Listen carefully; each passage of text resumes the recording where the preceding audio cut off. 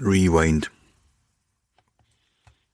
James MacDonald watched yesterday's sunrise fade into last night's darkness, a peculiar sight he'd grown accustomed to over the past 3 months.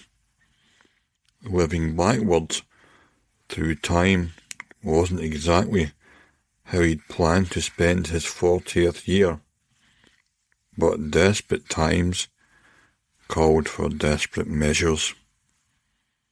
Even if these measures involved experimental Scottish Government technology and signing away his retirement fund. The streets of Edinburgh grew more familiar with each passing day that wasn't actually passing. Masks began appearing on faces again. Boris crawled back into office, and James's grey hair slowly returned to its natural brown.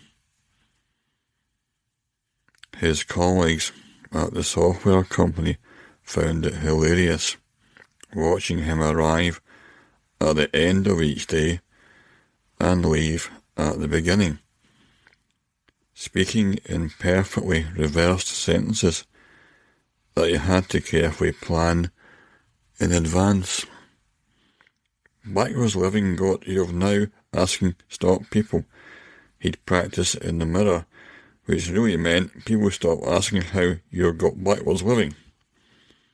The irony wasn't lost on him that he now had to think harder about his words than he did on that fatal day in 2024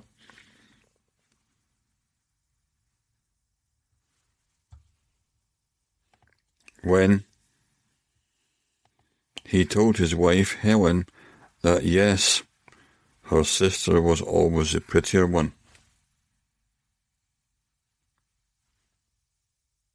The government scientists had warned him about the psychological toll of reverse chronology.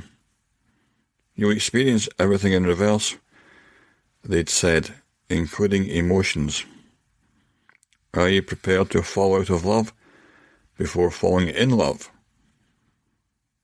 James had simply nodded, knowing that preventing Helen's death would be worth any cost. What they hadn't mentioned was how darkly comedic it would all become. He'd watch people undrink their coffee, uneat their meals, and untell their jokes. Traffic moved backwards, rain fell upward, and somewhere out there, Helen was undying, uncrashing, undriving away from their home in anger.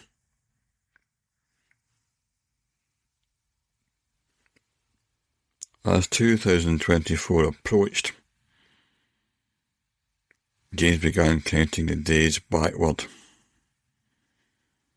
The cosmic joke of it all wasn't lost on him.